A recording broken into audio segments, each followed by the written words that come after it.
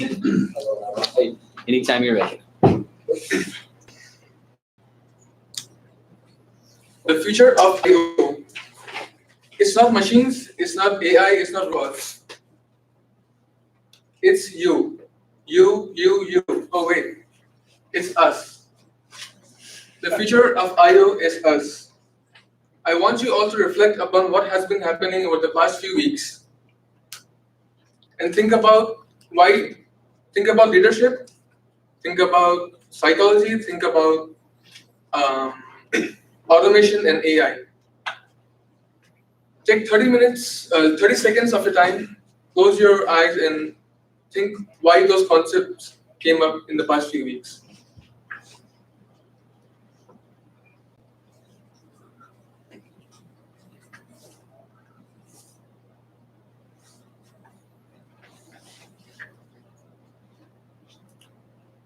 So, for me, that process took 11 weeks, 1 day, and a lot of head scratches to ask the question of why automation, why are we talking about automation as soon as we speak about the future of IO? Why was leadership introduced to us in the first place? Why, what psychology has got to do with our field? And can AI really replace our field? All these dots were seen to be disconnected, and that bothered me a lot.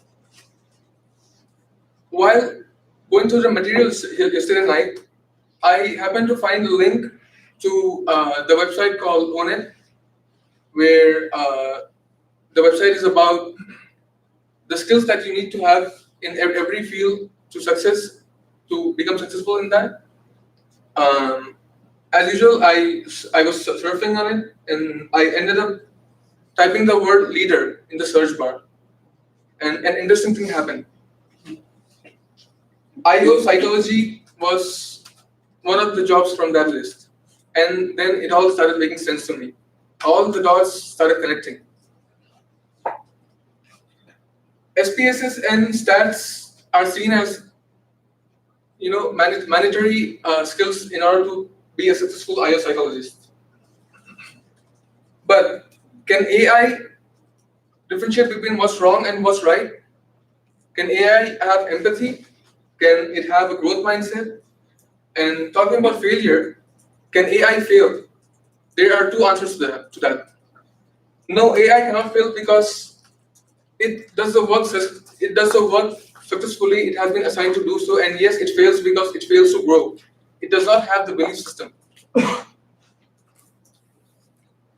And AI is so embedded into reality that it forgets the concept of reality itself, and that's a good thing for us. I agree, AI can replace some jobs of IO, like selection and training, but can it replace the belief system that we as IO psychologists have? Can it replace the human understanding, the psychology, the leadership concept? Going back into history, whatever we see around ourselves today is a product of what people believed 1,000 years ago. The reason I am telling you all this is because I want you all, as soon as we think about AI, we are primed to think that AI is going to replace us as humans in the future. And that belief gives AI the power to do that. I don't want that to happen. I want you to untangle the true essence, the true meaning of IO psychology, and use AI just as a tool to empower your belief system. The belief system which AI can never replace. The quote says, "Your belief creates your reality." This is a part of my answer. I want you all to sit upon what has been said today from my presentation, reflect deeply, and think about why leadership was introduced to us in this course in the first place. Why are we talking about AI as soon as we speak about IO psychology? And why psychology is related to our field. And I want you all to find your own answer. Thank you.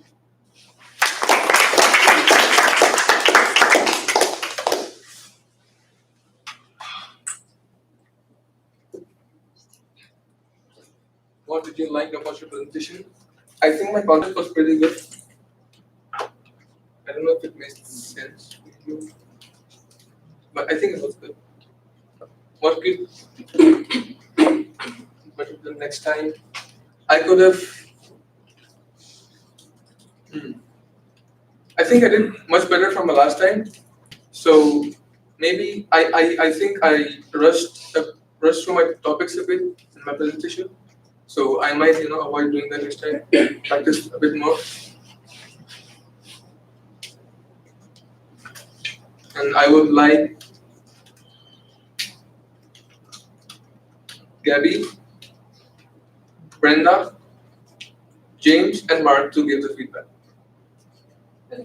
I think you did really good.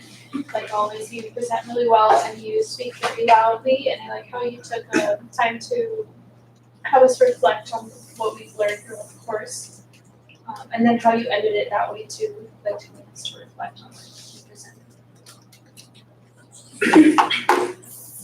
So listening to you speak, it felt like who you are. Like this was such a strong and confident version of Marie.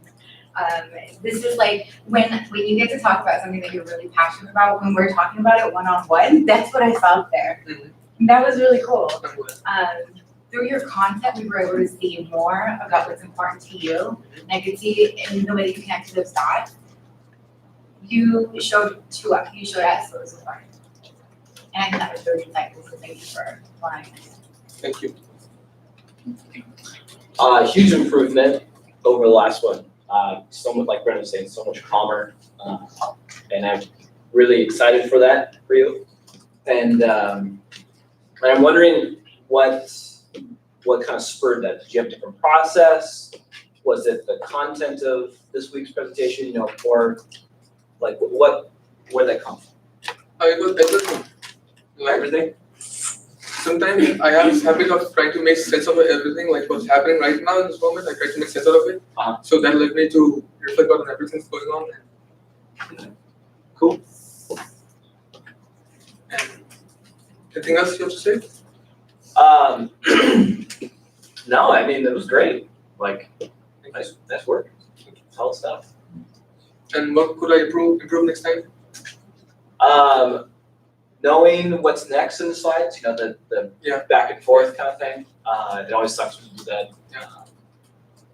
And not saying like, oh, you suck when you do that kind of thing. More just like, as a general rule, all of us, like, I did that on Monday. And what else? I think some of the like your presentation was very inspirational. And I think to take it to the next level would be like a grounded inspiration too. I see. Right? So bring something that is not gonna lose some of the crowd. Right? You're gonna have I see. you have some emotional people that are gonna be like, oh yes, like we can accomplish anything. And then some people are gonna say, well, that's great if you follow the Disneyland dreams kind of thing. So, but yeah, I thought it was good.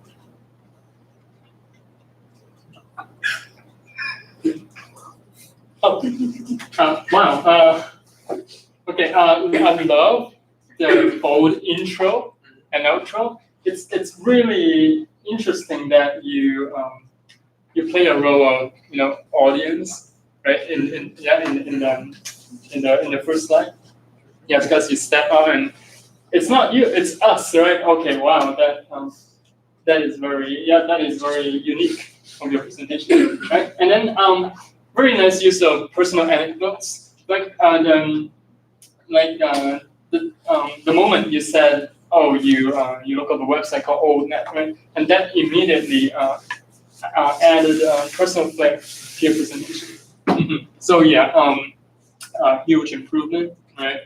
And I really like the approach of using the future is you, right? It's not AI, it's not robots. It's very memorable, the way you present it, okay? So some suggestions would be consider adding pauses in between your advice, your thoughts, and the facts, and the connections stuff. So that would give it a better flow, right? Yeah, and then be more familiar with the presentation because it seems like it's a bit raw, right? So yeah, be even more confident, own it. Yeah, keep it up. Thank you. Okay. I enjoyed it. I thought it was really good. It was really engaging, a lot of energy. I liked that. Your intro was really good. I liked the you part. The us was kind of funny. So if you wanted to add humor, that's good. If you want to keep it serious, just take that part out.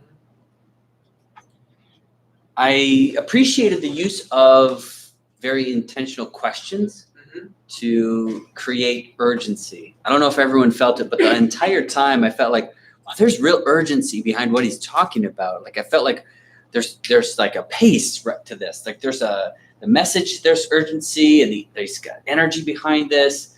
AI, yeah, it's not going to take over. Like it's us. We're here to shape this field, and I want to go out and do something with that. That said, you build up all this energy throughout the whole presentation. I felt like the end could have been a little bit more succinct as a takeaway. Like, what do we do now? You've built up this energy. You've empowered us that we're the future of IO. You've said that it's our ability and our effort that's going to drive this field into the future. What do we do? We need a little bit more direction rather than it's up to you, do whatever you want. Specify a little bit more specifically to what that may look like, or end with a question, something powerful, like what's your next move, right? Or like what's the next step for you? And you're talking about everybody here. So I think that would have been just to maintain, right, the level of energy and intensity you kept to finish at that level as well. I think would have been powerful. But I enjoyed it. I thought it was a really good presentation. You did a great job. Big improvement. Well done.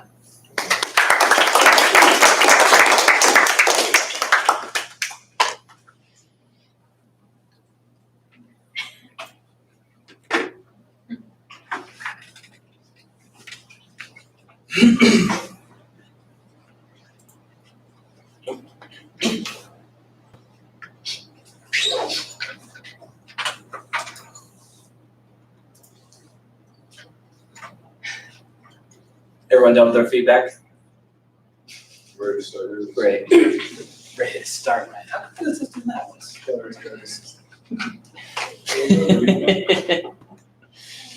The far right. This one, right? Should need that one. Whatever. It's okay. All right. So today we're going to be talking about the future, and let's get right into it. Right? Oh man, big surprise. So this is my wife. And I know what you're thinking. James, you found that online. But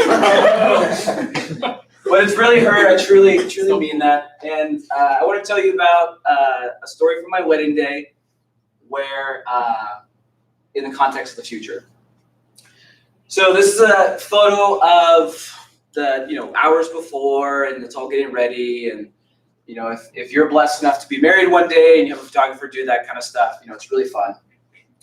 And you can see everyone's having a good time, right?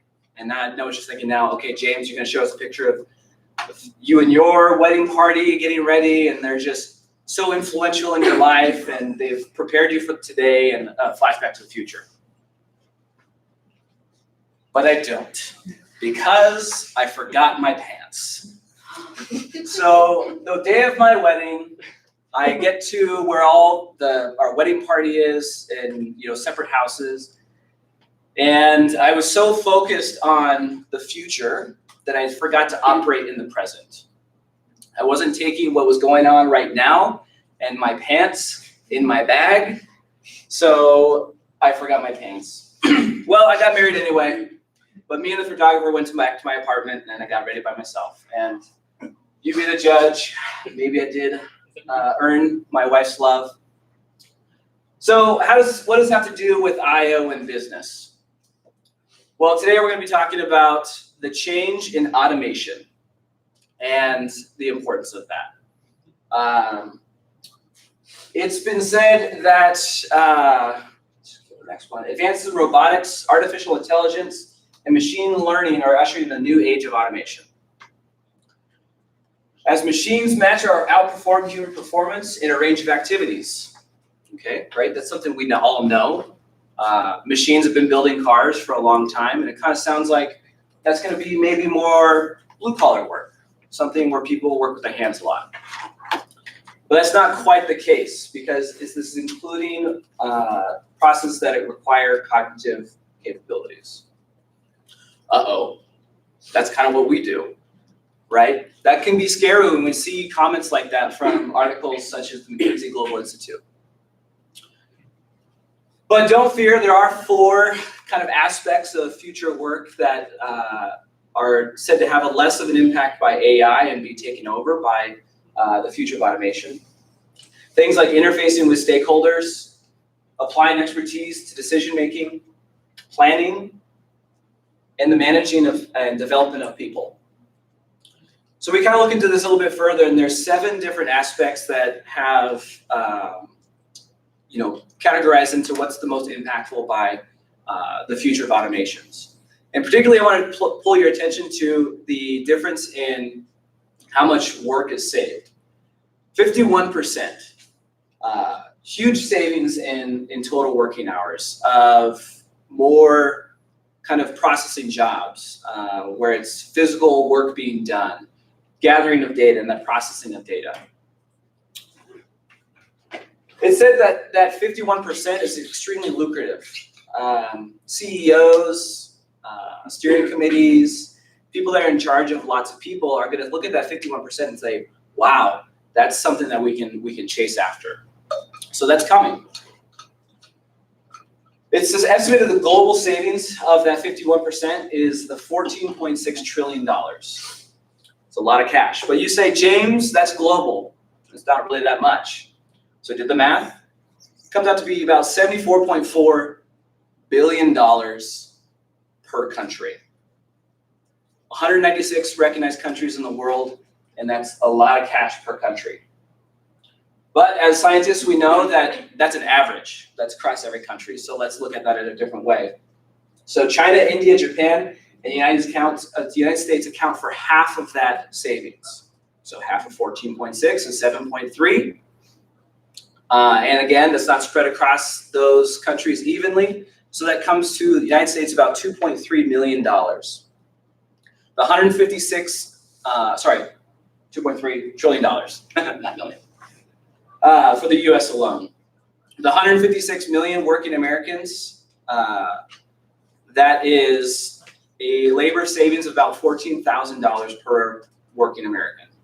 A lot of kind of just things coming down the pipeline, right? Automations are changing the way we work, and it's coming at a fast rate. So what do we do with this? How do we not forget our pants in this situation?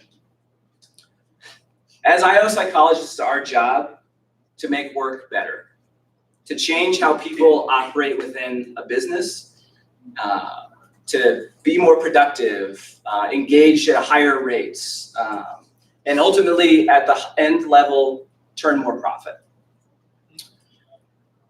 So taking the aspect of the future of automations and what our job is and how we can impact it in the 4 areas that AI is, or future automations are least likely to have an impact. It's our job to be preparing the workplace for a new wave of automation. Be on the forefront of that automation, taking it to these CEOs as we interact with them, taking it to these businesses as we work for them, and saying, here's how we can save, and here's the responsible way to do that. Thank you.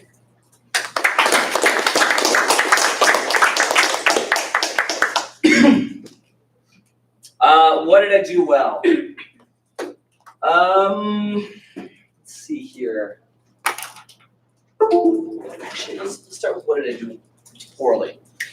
There was a slide in there that shouldn't have been in there, and I cut it, but I skipped over it. But it wasn't cut all the way. So prepared logistics, probably a 2 out of 5 on that. What did I do well? I think it was more probably content driven. It kind of had a relatable story that I think landed the plane pretty well. But I'll let you guys be the judge of that. My 2 people for feedback, I would like Dr. Fuller to select 2 people for me. Oh, wow, great. That is a nice plot twist. Who is going to give you some sweet feedback? Aisha, do you mind giving him some killer feedback? Awesome. She's ready. And after that, we'll go with Ben. Is that cool? All right.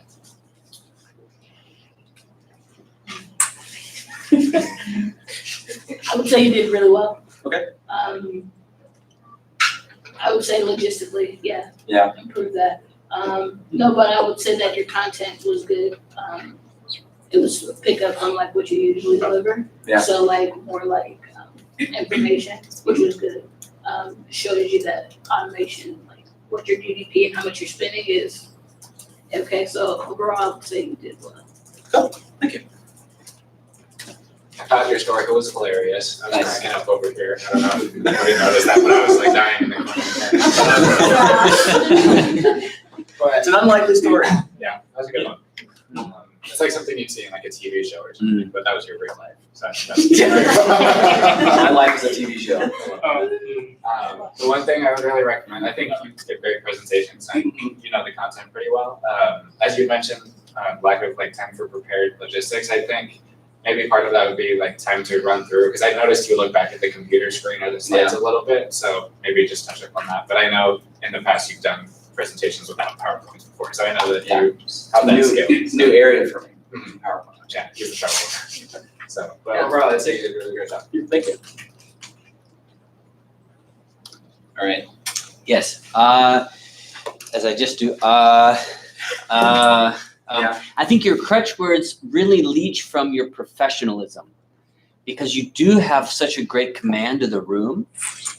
You can use that presence, that confidence you have to really drive a much higher level of professionalism if you can eliminate those crutch words. And if you review the video, if you check it out, you'll see there were more than necessary, more than would be permissible, I would say. And some of the points in which they're interjected, right, where they're used, I think it detracted from the intensity or from the moment. It's distracting to some extent. So I'd like to see you eliminate those. And I think that would really raise the caliber. Okay. I appreciate that you cheated, because cheating is always helpful. Your wife is beautiful. Yeah. So that was a great personal story to throw in there. It's really nice. Cheat anytime you can. Throw in those like personal things to make it, that much better and relatable, right? Like people can identify and relate. Like, hey, this is a family man. He's a good guy. He forgot his pants on his wedding day. That's hilarious. Yeah. Very funny. I mean, who can't relate to that? We've all forgot our pants At one point in our at lives. some point in time. My son does it all the time. So I thought it was really good and I enjoyed it. It had good humor. I would just focus on those crutch words and try and eliminate that, because I think in my mind, like that's something very specific that you could do that's actionable, but it would also raise the caliber significantly if the rest of it's all there. But if you can remove that, I think you'll be in a better spot. Yeah. Cool. Thank you. Good job. Yeah. Thank you.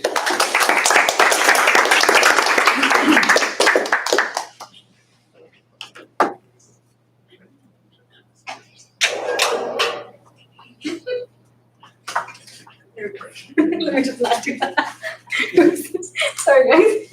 My bad. Hello, friends. Wait, yeah, let me start here. It's the coffee. I don't drink coffee. I should have drank coffee. Okay. Felt like I was back in AA for a little bit there. I'm just kidding.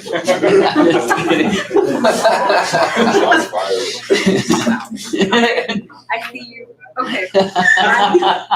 You just called me an alcoholic. No, I said I was back. Not you were back in AA.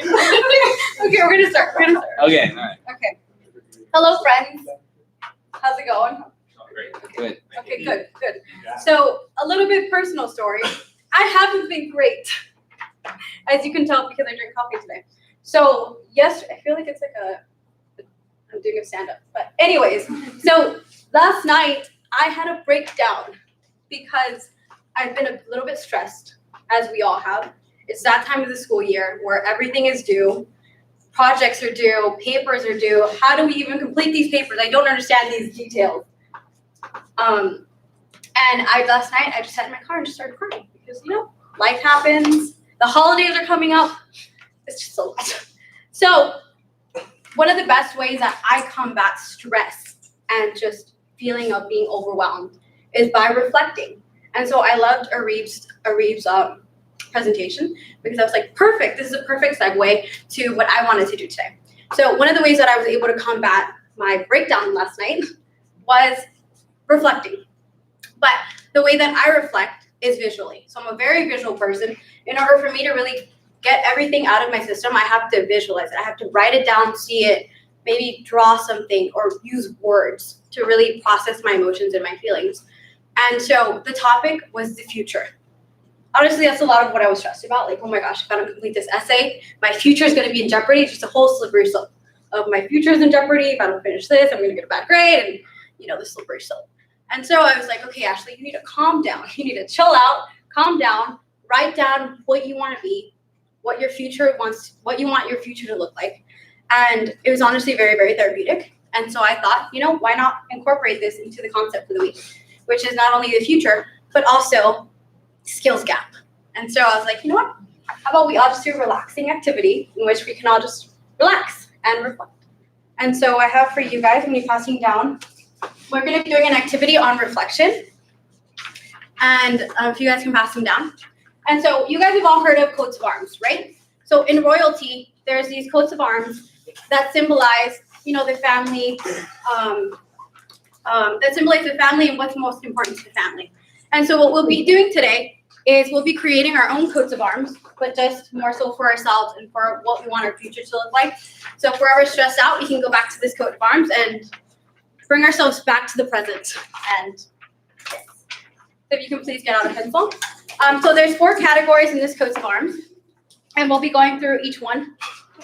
And then at the end of each one will be, if you guys want to give feedback or you guys want to express what you wrote down, that would be amazing. So I'll give you a few seconds to get out your pencil. Sorry, I should have told you guys again. Okay, so the first one, I broke this down into 4 categories, which is leadership, values, career goals, and skills. Honestly, mainly based on the fact that what things that I was worried about last night. So yes. So the first one we're going to be focusing on is leadership. So with this leadership, I want you to really reflect on what characteristics would you most aspire to have as a leader. You've been in this class for 12, 13 weeks, I don't even know. What characteristics would you aspire to have as a leader? Or that you've seen other leadership styles, what do you aspire to have?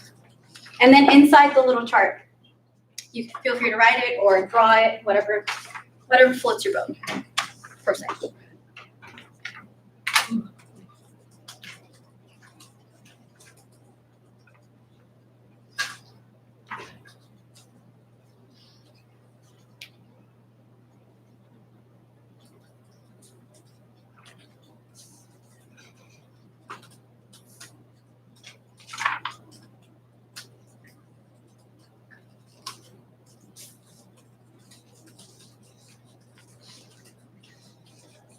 So one of the things that I had in mind, sorry, just for the sake of time, I'm just gonna talk over what you're, feel free to keep writing. One of the things that I had in mind was a leadership characteristic that I would aspire to have in the future is to be more assertive. I feel like sometimes I lack confidence in the way that I speak just because I tend to ramble a lot. And so for myself, I would love to be more assertive and more confident. And so what I wrote down, I put little pictures in mine, so I put like little hands, like, yeah, you got this. So would anybody else like to share what they wrote or put down? Sorry, you're writing. Yeah, so I put relationship driven because I think it's important as a leader to build relationships and have that characteristic while you're working with the team. So we're going to move on to the values. Feel free to, if you want to continue to write more in the other one. So for values, the question is, what is the top value you have that is integral to you? We talked about values at the very beginning of the semester. Now, I want you to go back to think of what one of your main values was and have you continued to put that as a forefront of your life. You can feel free to write a word, whatever you feel.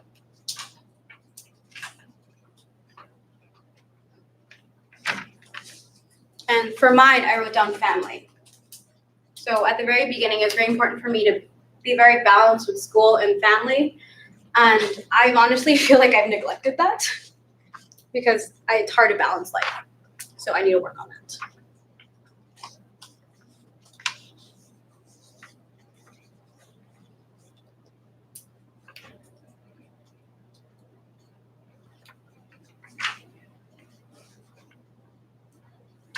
Would anybody be willing to share?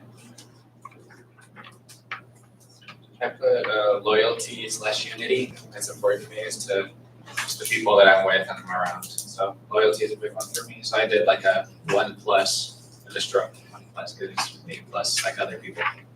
Thank you. Thank you for sharing.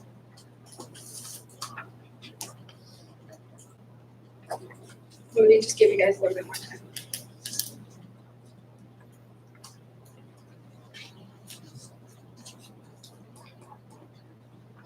Alrighty, so while you're working on that, the next one is career goal. So something that's very essential to the future to kind of bring us back into what our main goal is our future. What do we want out of this program? What do we see our future career being? Sometimes we just forget, we're just so into what the assignment is that we forget the bigger picture. So what is our career goal? What do you want in your future? What's your dream?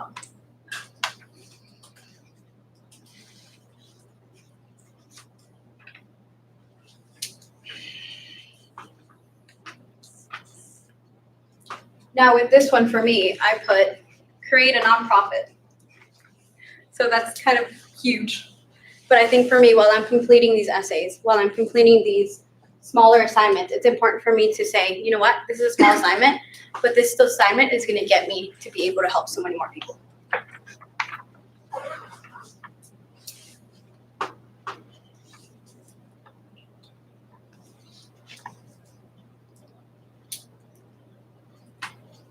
Would anyone like to share?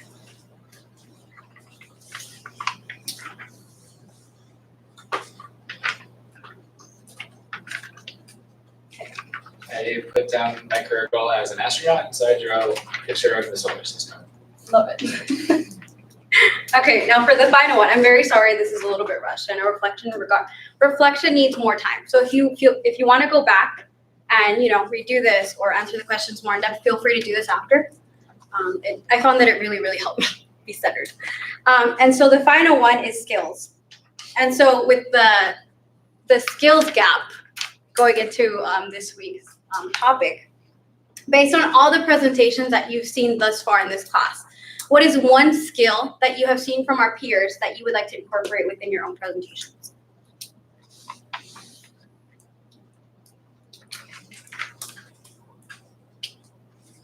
Now, with this one for me, one thing that I really, really loved about mostly a lot of people presenting was the way in which they use tone. I love how so many people were able to fluctuate and play with their tone and to really state different things or to really add drama or to make it serious. And so I would love to be able to learn how to play with my own tone. So with that, would anyone like to share? Last one. Dumb.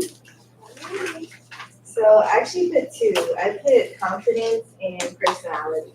Those are 2 things or 2 skills that I want to be able to exhibit through my presentations. I love it. Thank you so much for sharing.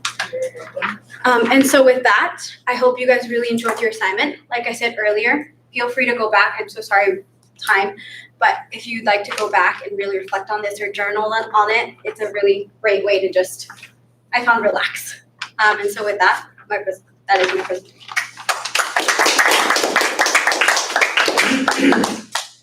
Alrighty, what do you like about your presentation? Honestly, it relaxed me. So I liked how relaxing it was and how it calmed me down. I just found it so soothing, reflecting just just gives me relaxation and hope for the future. What could you have done better next time? Timing. It's reflection. You need time to reflect. And so I just didn't think through that. So I would have loved to give you guys more time, but just out of respect for everyone else. Couldn't. Feedback from two people. Honestly, any of two people would love to talk. Gabby?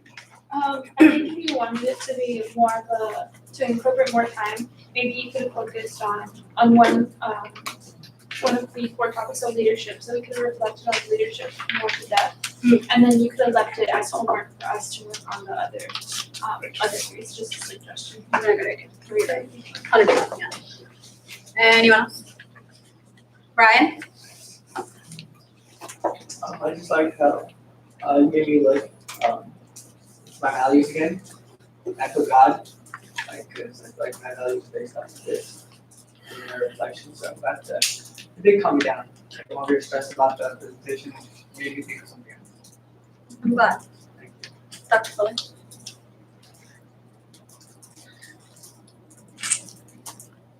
Where did you pull this activity from? I made it. Made it? Yeah. Well, I got the concept from like training ideas, but then this I made myself. And like the idea through the. It's good. I just know Dr. Thomas Tsai does it at UCR, which I thought was fascinating. And he's an IO psychologist. Yeah. Wow. Yeah.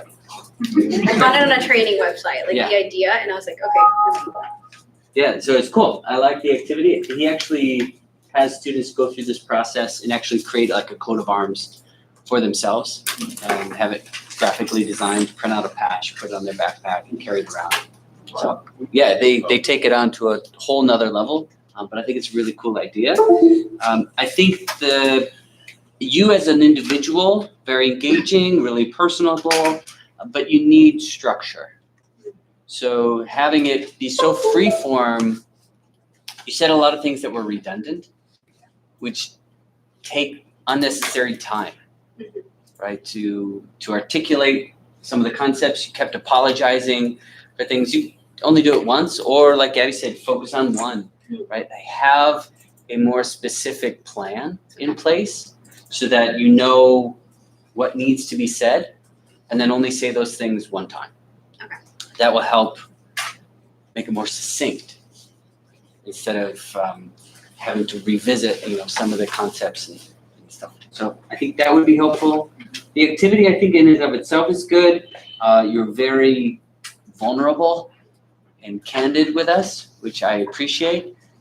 Just keep in mind when and how to use that. Yes. Like you don't want to just unload on people, right? And just like take on my stress, anxiety, and baggage or anything. You want to serve a group and not, and I don't think you did it in any negative way here, but everyone responds differently. We all know you and care for you, but in a different setting, that may not be the case right away, right? I don't know if this presentation would be so great if it was the first time you met a group. Yeah. Right? It would be different. I think I felt comfortable because I Sure, everyone no, here. I understand that. So you know your audience well, this particular audience. Keep in mind that it would be a different presentation for a different audience. Thank you. Yes, very good. Thank you. Nice. So, Ray is sick tonight, and she has birthday cupcakes for the people whose birthday month it is right now. I don't know if you guys know. Yeah, save the pity for the next statement. Today is my last day as a 29-year-old.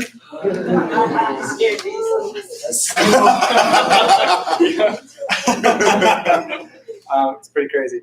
So anyway, happy birthday to me. Happy birthday to Marina, Dom, and Gabby. Hey. And, George is going to lead us in singing. Yay! Wow. I would record it. How did you know I did choir for 12 years? I had a sneaking suspicion. This is not part of my presentation. I think George should only sing. If we take a vote, yeah. All right, George's going to start. Ready? And remember, it's Tim, Marina, Dom, and Gabby. So try and say all four of those names. Tim, Marina, Dom, Gabby. So ready? Happy birthday to you. Happy birthday to you. Happy birthday, dear Tina. Happy birthday to you. Yeah.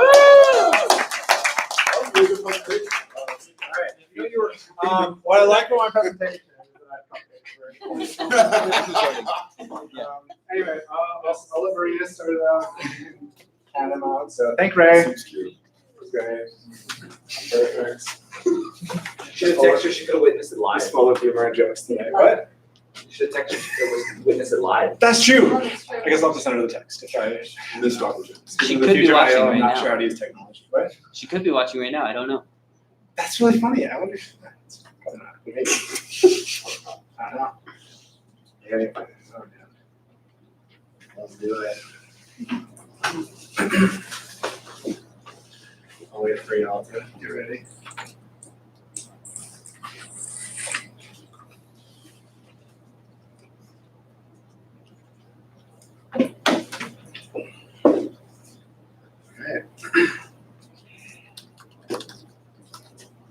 Future of IO psychology is looking pretty doom and gloom according to the research articles that I read. There's a lot of automation coming. It's going to take all our jobs.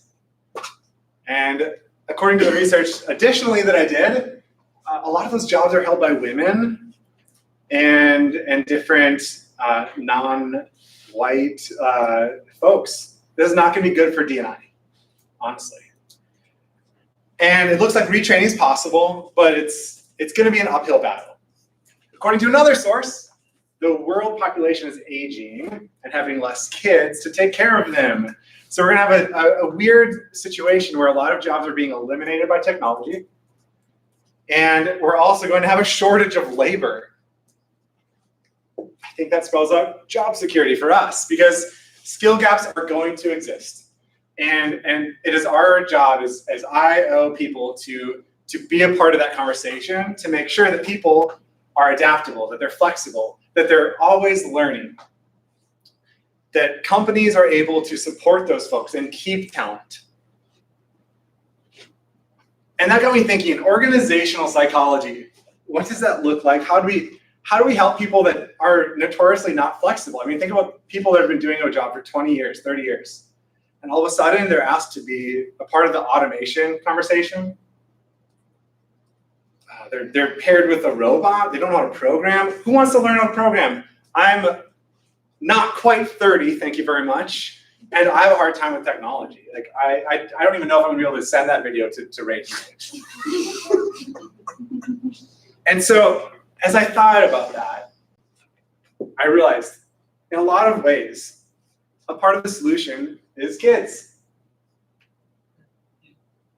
Organizational psychology, we talk about how much money we might be able to make, how we might be able to go into an organization and do consulting work. We're gonna change the world, we're gonna make a paycheck, and we're gonna be profitable doing so. A lot of people probably don't think about how to help kids. Also, a lot of people don't really care to hear about science, but we are able to bake those concepts into presentations, into things like books.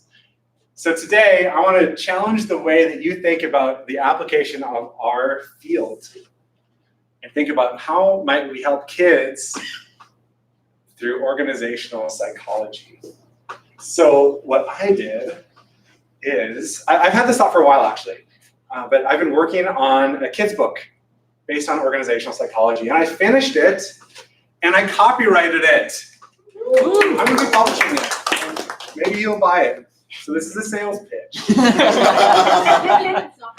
But I'm really excited to share with you. I will be reading and advancing the slides, but I want you to think about the concepts that are present, because I'm going to ask you at the end what you saw. So without further ado, this is The Word That Left the Book by Tim Erickson. There once was a word that wanted more, not just to live in a book, but to explore. She could be on a plane banner or a stop sign, she thought. In a text, on a name tag, or a coffee pot. With such large dreams, not knowing where to start, she asked a big word for help. That seemed smart. She told the big word all she wanted to do, but didn't know how. He said, "That's exciting. I believe in you. Why not try now?" That seemed crazy because she felt so small and frail. She asked the big word, "What if I fail?" If you fail, you will learn. If you learn, you will grow. Not yet is not never. It just means not now. Word mustered her courage and gave it a try. She moved to the left, and she moved to the right. She shook like a dog with all of her might. She barely moved. "Looks like I failed," Word whined. But the big word said, "Look, you moved out of line. Try it again and don't disengage. You'll get even closer to the edge of the page." So Word tried again as she shook even more. She grew and with joy moved further than before. The big word was proud of how far Word had come, what she'd learned. She was stronger and wiser, no longer glum or concerned. Word believed in herself and tried once more. She shook and she jumped much harder than before. And as Word kept on, with the turn of a page, she was gone. And that's the book. And I'm very proud of it. I'm excited to share it. I actually got chills when I wrote the last word. And I'm curious what psychology concepts you picked out of that. So I'm going to turn it over to you for a minute or so. And I hope that you think differently about our field, about the people you can help, and the people that are worth investing in. So thank you for that. Is there any concept that you see? So a lot of self-efficacy in there. We're believing in herself being able to do it. I think it's a big key for her to actually be able to do it. Yeah. I had Bandura's research right in front of me as I wrote this. Anything else in there? A lot of verbal persuasion. Oh, yeah. If you didn't catch it, there's a lot of Dweck in there, learning orientation. These are the concepts that I think are important as we take on automations. We take on new technology that probably doesn't exist now, but will in 2 years. What would it look like to have kids who grew up with learning orientation baked into their brains? What would it look like to have parents who knew how to mentor their kid by accident because they read a kid's book? And I challenge you to think about the other types of ways we can use our field to influence culture, to influence people, to help them adapt to an ever-changing world. Thank you. All right, finally about my presentation. I'm a big kid, I'm wearing my play watch. I had a ton of fun writing this, even though it's taken a long time. It's kind of a crazy concept to wrap my mind around. What could I do better next time? Frankly, I didn't plan much for the intro. I put a lot of work into making sure that my book concept, or my book, the writing part of it, actually made sense and like rhymed and stuff. So I put more work into planning out an intro and probably being more explicit about the research in terms of automation that I read and applied to it. So is anyone burning with feedback that they really want to share? All right, I will call on George and Ashley. No, you already heard it. I remember we got coffee a couple weeks ago and we actually talked about this. Yeah. And I know you're like a big idea guy, yeah. So I'm like, oh, this could go either way. I absolutely loved the entire thing. And not just because it was like fun, Tim, all that. I loved it because the message is so important and needed. And the fact that you want to do something that not even adults understand that is so important, but apply it to children and then raise up that generation to say, wow, it takes one person to change a life just by believing in what they can do. And I think like it's important enough to bring it to adults in the workplace. But if you can ingrain it in a child that they can do whatever they want as long as they have confidence in themselves, that's such a beautiful message. And I hope to God, like you get that published and like it's on like Barnes and Nobles and on Amazon like that. I think that's gonna be if you can make that book like public, that's gonna be such a pivotal and important book for people in their lives. Thank you. And critique, yeah, just more organized intro, but I have a hard time with critiquing what you did because the entire theme and tone was very important. So I like it. One of the main concepts that I love about just this entire like presentation was just the idea that you took application to a whole new level. You know, what we're doing here is we're taking a concept and trying to apply it in the real world. Okay, now you took that and like advanced it 10 times because you're trying to teach it to kids. Like how much application, like not only having to understand it to be able to teach it to adults, but then transferring it over to teach it to children, kids who have never heard anything about this, who have no idea. That's just super inspiring, and just your creativity is like, I would have never thought like a book. Just that creativity just expands, and like thank you for inspiring. Thank you. All right, Dr. Fuller, thank you so much. Have you read The Gift in the Box? The Gift Inside the Box? No, I don't read a lot of kids' books. It was published really recently, just a few months ago, maybe within this year anyways. Cool. The Gift Inside the Box is by an IO psychologist. Oh, really? Yeah. That's sick. Adam Grant. Oh, really? Yeah. Oh, okay. Yeah. Way to go, Adam Grant. Yeah. I was really, when you said kid, I thought you were gonna like talk about that book. No. When you were leading in, I'm like, oh, it's a children's book. Yes, of course. The Gift Inside the Box. I read it to my kids. They loved it. That's awesome. And then you wrote your own. And I was like, whoa! And it was great. Thank you. I read children's books every day.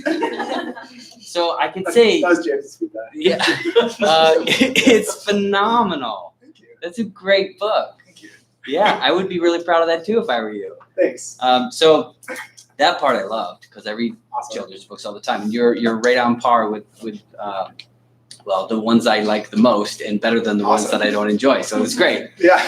That seems like a common pain point. Yeah, yeah. Here's another really good idea about children's book you should hear later. Okay. But I thought it was really fun. I enjoyed that. I'm trying to think constructively what I would do differently in a presentation. It depends on what you're trying to do in the presentation. For this class, I think it was really great. If you're trying to pitch the book, you might do it differently, but of course you do that differently. So yeah, for this class, I think you did a really good job. I think you grabbed everyone's attention from the beginning. It was a good callback to technology. That was really a good joke in there, very funny for Ray. And I think it was really appropriate and pertinent to our field. Like the future of IO, the future of anything revolves around youth, right? Either entry-level kind of market people or those that could be influenced and affected by us the most, maybe children. And why aren't they an audience that we consider? Yeah. So I thought that was really clever and ingenious in that way as well. So I enjoyed it a lot. I thought it was really good. Thank you. Thank you. Yeah.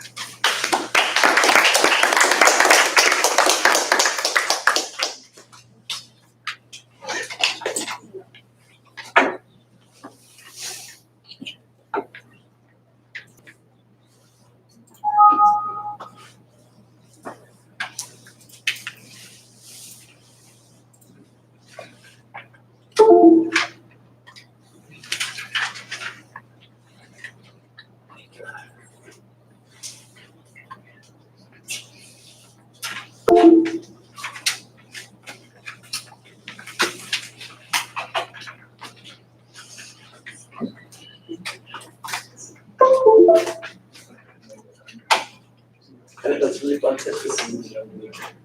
I saw him looking on Google and I was like, oh no, someone else wrote the same book.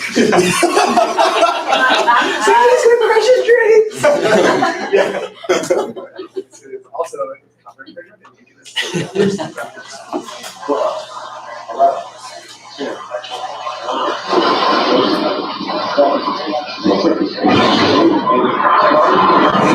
Start, 2, 1, boost your ignition,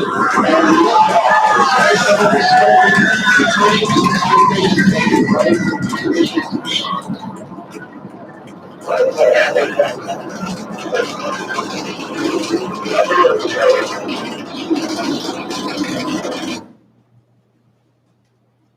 first presentation, I gave you guys the importance of research and conducting quality of research and why it's important to us as psychologists. My second presentation, I described some of the possible outcomes that we can create as IO psychologists. My second presentation, I also gave you guys some history or research about my own personal life and who I am and where I come from. In my third and final presentation, I would like to talk about the outcome that I plan to create as my life and my contribution to IO psychology in the world. Once upon a time, I was in high school and I made a lot of questionable decisions, a lot of questionable choices. And one of my favorite questionable choices was come to known as Bro Shifu. Stupid name, I know, but questionable choices, I said. So my church, we used to have a bunch of kids in our youth group, and the guys would come together every once in a while to have like lock-ins, or we called them guys' nights at the church building. The rules were that we had to have a sponsor. So being a bunch of teenage guys, we would usually have the sponsor who would go to bed at like 10 o'clock, 9 o'clock, something like that. So this one specific night that Bro Shifu came to exist, we chose a sponsor who would go to bed 8, 9 o'clock. My best friend Jude and I, we decided to go to the store and pick up a lot of fruit, bananas, melons, anything you can imagine, oranges, grapes, lots of different kinds of fruit. And then the other side that I didn't know, and most of the other guys didn't know, was that Jude was planning on bringing a katana. I don't know how he got this sword, but here we were, 3 a.m. in the morning, middle of the night, no other sponsor in the church building. Our sponsor is sleeping on the other side of the church building. There's a ton of fruit in the auditorium. 15 guys, we're all sleep deprived and loaded up on caffeine. We're 16, 17, and we have a sword. So what do? We proceed to play Bro Shifu, which is basically Fruit Ninja IRL. We were just in the auditorium. There's all these crazy guys just going crazy, whacking it off this fruit. It was a complete mess. And so that's the questionable decision part.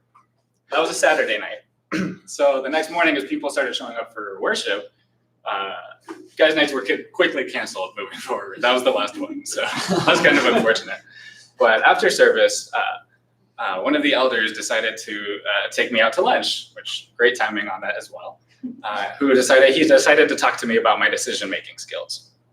He explained this concept of the 30,000 foot perspective to me. So I want you guys to all try this with me. So please feel free to close your eyes and imagine you're in an airplane looking down at the ground below. What do you see? How far can you see? The different roads, the different cities. You can kind of see cars going by. But overall, you have a top-down view of the world and how everything is interconnected and plays its own role. You can open your eyes. Thank you. Past 12 weeks in Mike Bishop's class, we've been reading The 7 Habits of Highly Effective People. And in the beginning of the book, he mentions this concept of dependent, independent, and interdependency. Dependency, as we know, is when you have a reliance on something or someone else for a physical need, emotional need. It's a reliance on something else.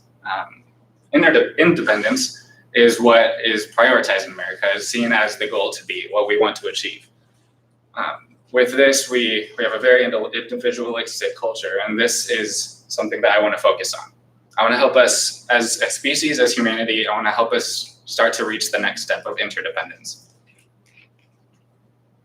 My goal and my dream for the world in the future is one species, one planet, unified. Another question.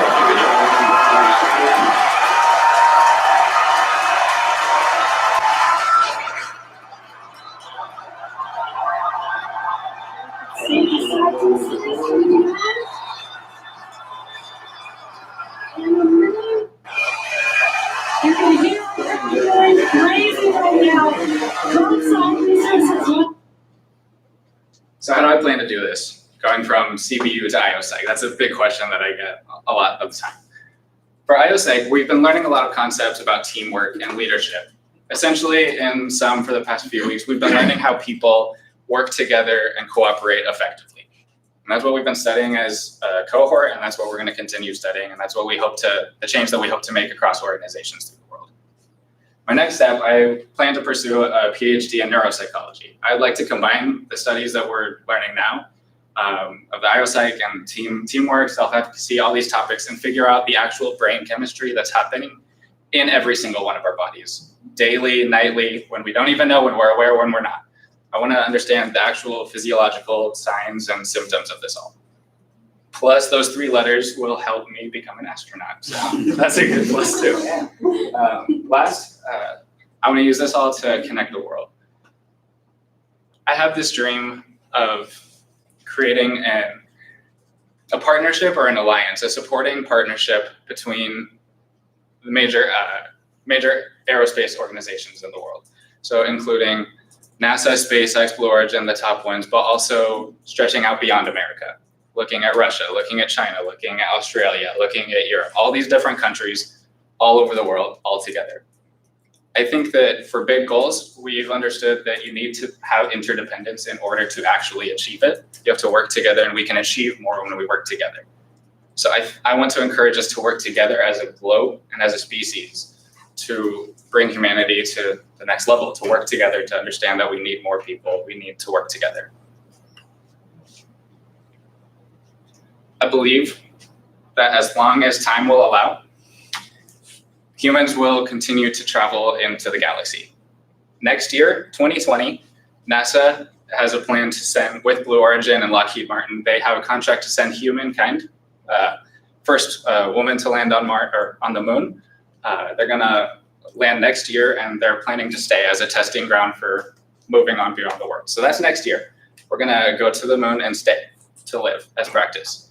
2030, 10 years later, how old will we be? I'll be 33 at that point, 10 years of my life from now.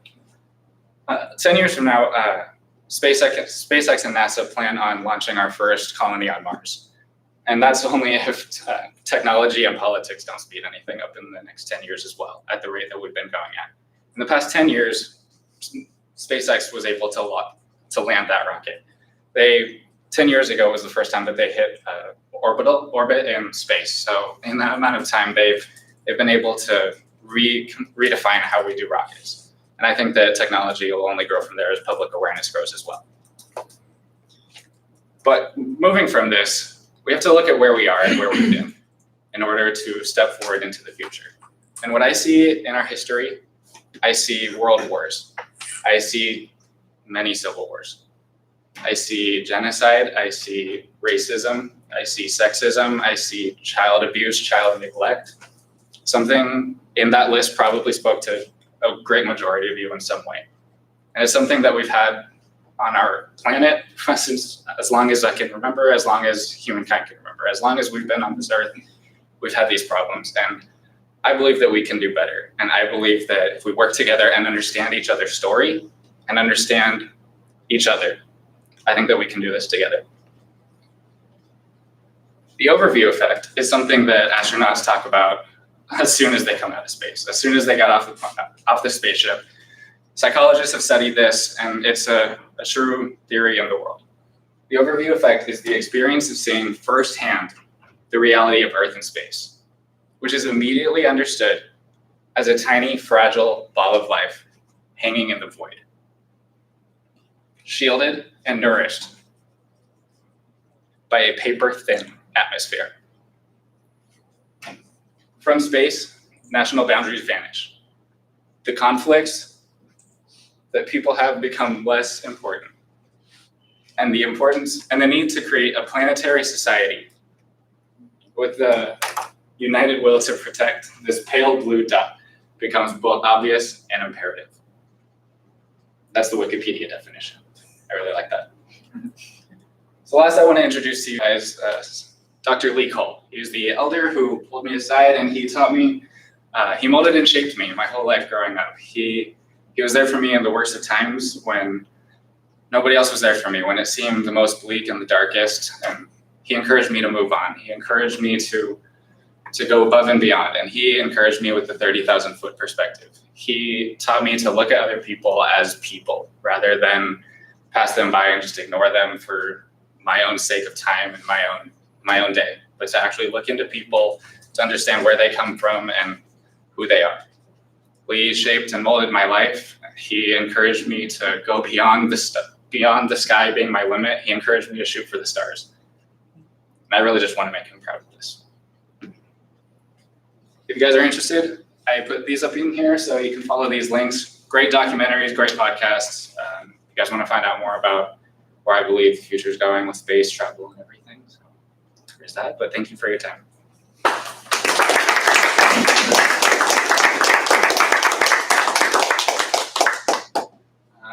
I was really excited about this presentation. I actually put this together the night after my last presentation. So I had some fun, I had some things to work out as the month went on, but I was really excited about this one. I've been looking forward to this presentation since I was signing up for all 3 presentations. I saw Future of IO and I knew that this was what I was going to talk about. So I was pretty stoked for tonight.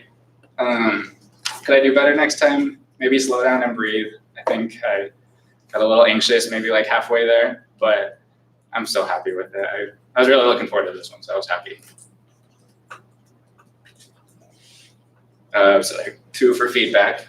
We'll go Mark and Maria. Wow, it's I'm now back on Earth, right? Wow, thanks for sending us to space. Yeah, it's your intro is fantastic. I love the embedded countdown concept. It's just perfect way to to start a presentation. 3, 2, 1, and then bam! Wow, that's very smooth, very smooth. And I like your anecdote. It's very fun and animated. It's my first time seeing you doing this kind of. I don't do that often. So. Roshifu, yeah, it's really fun. And I like how you're using your own slides this time. It's not a template anymore. It's yours. It's it goes Earth, right? Planets, rockets. Yeah, it's a very bang presentation. Yeah. So yeah, this template can never be replaced, I believe. Yeah. And so thank you for introducing us to Dr. Lee Ko. I believe you will be proud. Thank you. Yeah. Just one tiny suggestion. Timing-wise, yeah. I feel like it's a bit long, but I'm not sure if it's over. If it's over the time limit. Yeah. But I really, really enjoyed it. Thank you. Thank you. I appreciate you sharing your personal story. I was always curious of how, astronaut, how you say you want to be an astronaut connects with IO. I thank you, and that was great, learning the steps in your future. I like this time you were a lot more calm and present in the moment, and I could tell you moved with a purpose, with your body movement and how you're stepping into new things.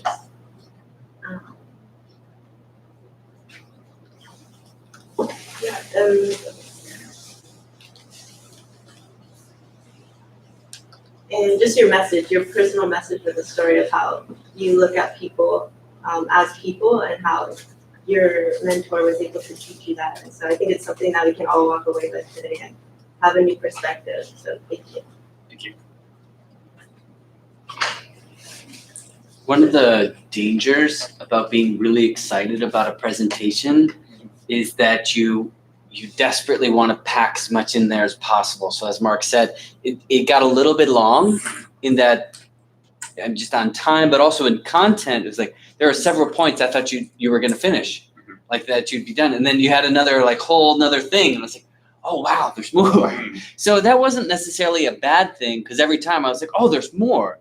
So that was interesting to me. But in the confinement of time, if you only are given a set amount of time with a group of people, right, a boardroom, some type of pitch presentation, you have to stick pretty closely. So it's a painful process to then select out what stays, what goes, and how to package that well. That's a challenge. So that's always a challenge, especially when you're excited. But the excitement, you don't want to kill it either, because that's awesome when you have it and you can clearly you brought that through, right, in your presentation. We could all, I think, attest to that. There's just a lot of story behind it, a lot of personal anecdote and personal touches to it that were really nice. Yeah, I think in general though, there were a couple points where I would either try and be more succinct or take, some section out. It just depends on what you're trying to achieve. Yeah. I really enjoyed it though. It's really fun. It's really fun to hear about how you connect the dots yourself and what you see your future is and how they are. So it's nice. It's always fun to hear somebody that's really excited about something. So thank you. I appreciate it.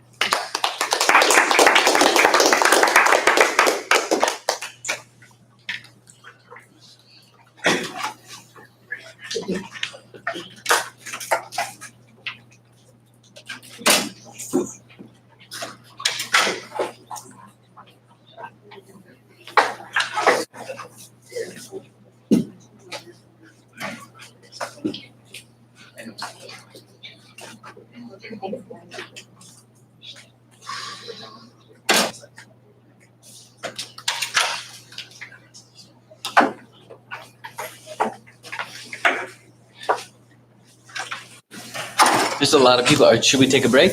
Yeah. Yeah. All right. Take a break.